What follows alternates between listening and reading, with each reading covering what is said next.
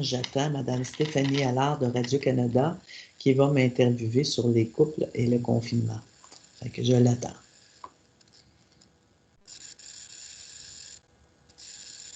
Bonjour, Bonjour, Mme Allard. vous allez bien?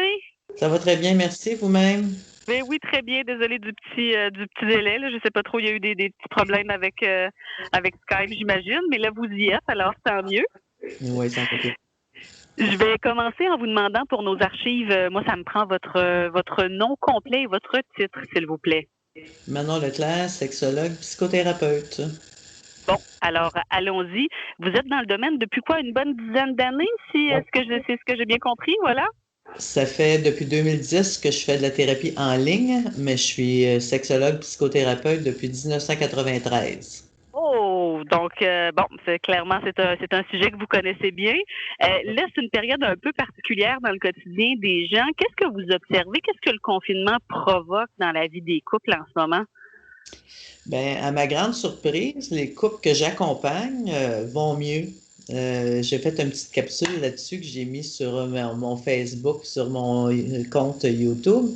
J'ai été surpris parce que finalement, les couples que j'accompagnais où c'était assez tendu à l'intérieur de leur relation, où il y avait de la difficulté à se comprendre, puis à se parler, puis à se rencontrer, ben là, ils sont pris ensemble. Ils vivent ensemble toute la journée, toute 20 semaines.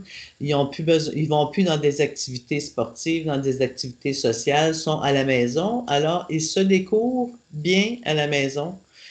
Pour la majorité d'entre eux, je vous dirais, j'ai été contente d'apprendre ça. Ils sont contents d'être bien chez eux, ils sont contents de se faire à manger, ils courent moins, fait qu'ils ont plus le temps d'être ensemble. Fait qu'il y a un effet positif au confinement sur les couples que j'accompagne. C'est bien ça. Puis si on veut quand même faire attention, faire en sorte que notre relation ne s'envenime pas pendant le confinement, est-ce qu'il y a des trucs à éviter, par exemple? Là? Ben, éviter des gros sujets là, très chargés. Là, c'est pas le temps de prendre des grosses décisions. C'est pas le temps de discuter des sujets qu'on sait chauds. Là, on y va pas mal plus au jour le jour. On essaie de savoir un programme pour la journée ou demain, qu'est-ce qu'on prévoit faire. On se donne, comme je disais, des petits cues aussi. À la fin de la journée, on peut se dire ce qu'on a apprécié de l'autre de la journée, qu'est-ce qui nous a fait du bien. On peut se donner un temps, limiter ce temps-là, un temps pour parler de nos inquiétudes aussi. Oui, ça va bien aller, c'est ce qu'on espère, mais par moment, on peut se sentir inquiet, se demander, bon, d'avoir, tu sais, être plus nerveux, avoir besoin d'en parler. Puis, des fois, les autres sont pas tellement réceptifs. Fait qu'on pourrait se donner un temps, 15 minutes dans la journée, après souper, dans l'après-midi, pour se dire, bon, comment qu'on vit ça, là, s'il y a des craintes, puis des petites angoisses. Puis après ça, on passe à d'autres choses. Après ça, on va prendre une marche, on écoute une série rigolote. On essaie de se donner une routine dans le quotidien. On pense pas comment on va faire cet été si on est pris ici. On essaie d'y aller en situation d'urgence, c'est qu'on y va le 24 heures à la fois. Si 24 heures, c'est trop long, on y va 1 heure à la fois. Si 1 heure, c'est trop long, on prend 1 minute à la fois.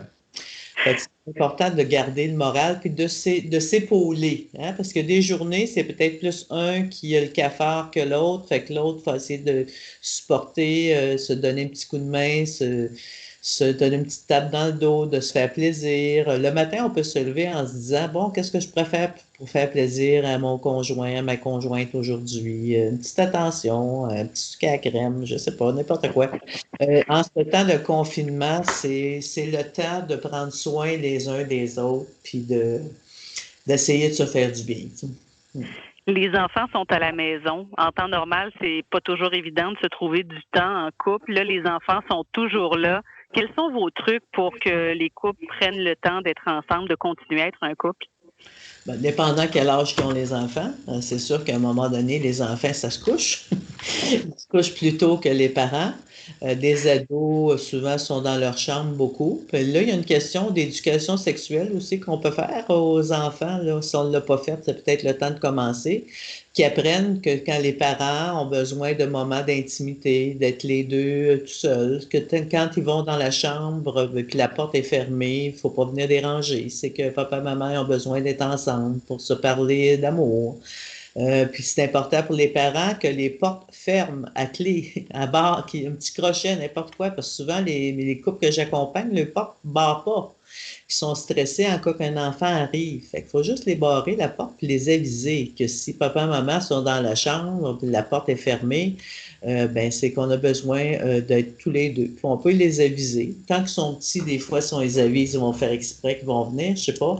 Mais faut qu'ils sachent qu'on a besoin de temps, comme eux ont besoin de temps avec les amis tout seuls. Les ados ont besoin de temps avec les amis tout seuls, mais les parents ont besoin de temps tout seuls, puis ça, c'est important de respecter ça. Fait que oui, les couples doivent se donner du temps pour être ensemble, du temps de qualité. J'appelle ça souvent des rendez-vous doux. Ça n'a pas besoin d'être long, ça peut être 1 heure, ça peut être une demi-heure. Mais un rendez-vous doux, c'est qu'on prend le temps pour être ensemble, pour se caresser, faire l'amour. S'il y en a qui sont gênés, que les enfants sont debout, on peut attendre que tu vas coucher.